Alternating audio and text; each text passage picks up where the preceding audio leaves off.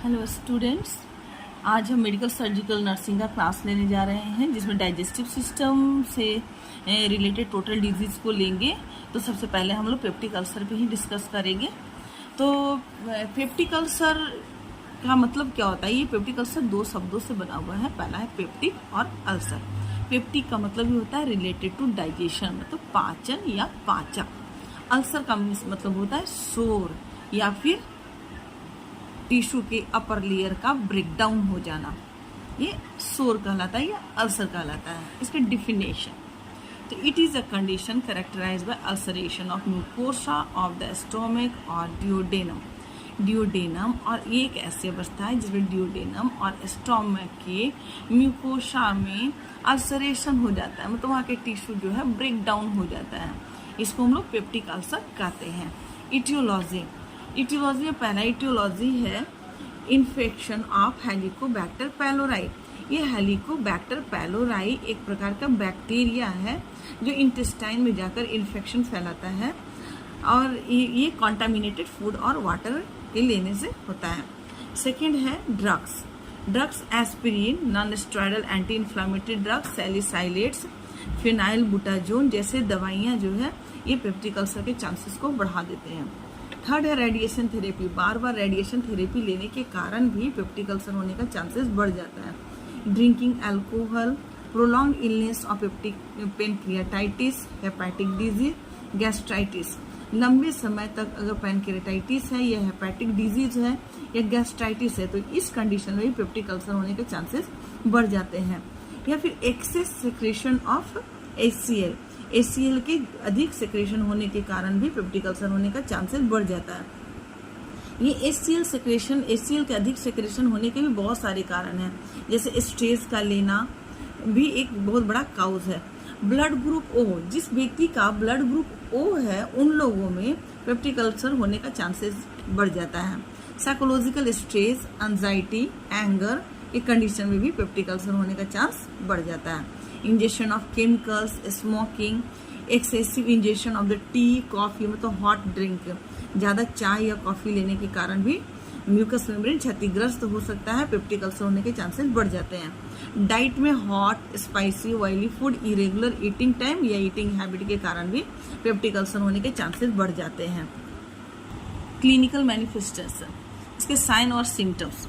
तो पहला साइन है यहाँ पे हम लोग ना गैस्ट्रिक अल्सर, डियोडेनल अल्सर दोनों को लेकर चल रहे हैं कि गैस्ट्रिक अल्सर का क्या साइन सिम्टम्स दिखाई देगा और डियोडेनल अल्सर अगर होगा तो क्या साइन सिम्टम्स दिखलाएगा। तो पहला है पेन इन एब्डोमेन में पेन होगा।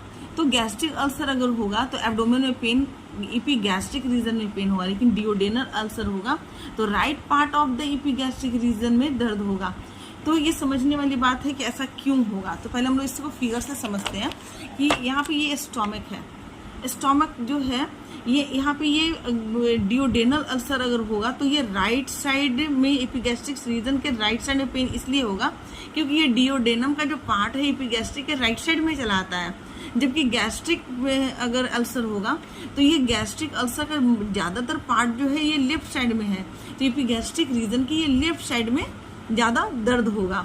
इसीलिए गैस्ट्रिक का यहाँ पे गैस्ट्रिक अल्सर अगर होगा तो एपिगैस्ट्रिक रीजन के लेफ्ट साइड में पेन होगा और जबकि डियोडेनल अल्सर होगा तो right part of the epigastric region. दूसरा है टेंडरनेस। अगर वहाँ पे हम एपिगैस्ट्रिक रीजन में अगर टच करके देखेंगे तो वहाँ पे टेंडरनेस मिलेगा और काफ़ी सीवियर पेन होगा दबाने से। एपिगैस्ट्रियम लेफ्ट पार्ट, मतलब एपिगैस्ट्रिक के लेफ्ट पार्ट में टेंडरनेस मिलेगा, लेकिन अगर डियोडेनल अल्सर है तो ये राइट पार्ट में टेंडरनेस मिलेगा। थर्ड है रिगर्गिटेशन जब होगा तो खट्टा डकार, बर्निंग सेंसेशन होगा यहाँ पे चेस्ट में, और ये साइन जो है दोनों में मिलेगा, इसमें भी खट्टा डकार आएगा और इसमें भी बर्निंग सेंसेशन होगा। फोर्थ में वोमिटिंग। तो वोमिटिंग जो है ये दोनों में प्रेजेंट होता है, लेकिन दोनों ये गैस्ट्रिक अल्सर का जो वोमिटिंग है ये वोमिटिंग मतलब खाना खाने के बाद वोमिटिंग हो जाता है और वोमिटिंग होने के बाद पेन में रिलैक्स, मतलब दर्द कम जाता है, आराम मिल जाता है पेशेंट को। और डियोडेनल अल्सर में भी क्या होता है, वोमिटिंग के बाद आराम मिल जाता है। लेकिन ये कब ऐसा होगा, वोमिटिंग का चांसेस तब बढ़ जाता है जब यहाँ पर पाइलोरस वाले पार्ट में स्टोमक के जस्ट नीचे जहाँ पे डियोडेनम स्टार्ट हो रहा है वहाँ पे पाइलोरिक स्टेनोसिस अगर हो गया हो, पाइलोरिक स्टेनोसिस का मतलब ही होता है नैरोइंग, मतलब कि इंटेस्टाइन का जो भाग है वो नैरो हो गया, वहाँ से मतलब वहाँ से कोई भी चीज़ जो है ना वो बहुत स्लोली पास आउट होगा। तो इस कंडीशन में क्या होगा कि वोमिटिंग के चांसेस बढ़ जाता है। हीमेटेमेसिस, हीमेटेमेसिस, हीम मीन्स ब्लड और इमेसिस मीन्स वोमिटिंग, मतलब ब्लड का वोमिटिंग होना।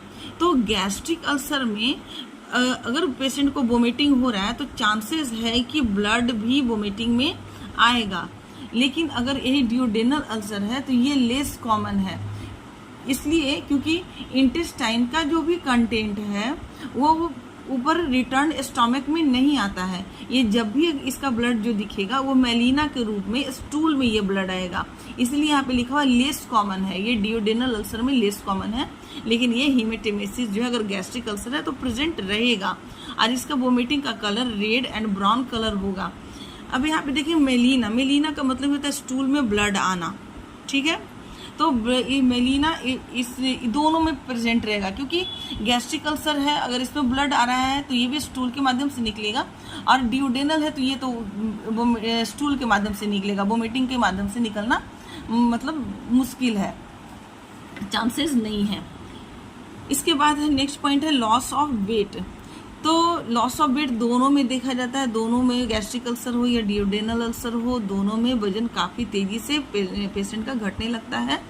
और ऐसा क्यों होता है? क्योंकि वो दर्द के कारण बार बार खाना को अवॉइड करता है, और जिसके कारण क्या होता है कि वेट लॉस होता है। और ये लास्ट साइन सिम्टम्स जो है ये कॉन्स्टिपेशन या डायरिया, तो कॉन्स्टिपेशन और डायरिया में भी हो सकता है। इसका होने का सबसे बड़ा कारण यही है कि उसका पेशेंट का डाइट और मेडिकेशन के कारण हो सकता है कि कॉन्स्टिपेशन भी बन जाए या डायरिया भी होने लगे। पैथोफिजियोलॉजी, पैथोफिजियोलॉजी में यहाँ पे स्ट्रेस के कारण, तो स्ट्रेस में है यहाँ पे कि अल्टर्ड बिहेवियर और अल्टर्ड फिजियोलॉजी। तो अल्टर्ड बिहेवियर में देखेंगे कि यहाँ पे ऊपर में जो ये एरो का साइन है, स्मोकिंग अधिक इंक्रीज अगर कर रहा है, अगर अधिक स्मोकिंग हो रहा है या अधिक ड्रिंकिंग या अधिक यहाँ पर non steroidal anti inflammatory drugs का इंजेक्शन हो रहा है, तो इसमें क्या होगा कि म्यूकोसल डिफेंस जो नो डिक्रीज करेगा।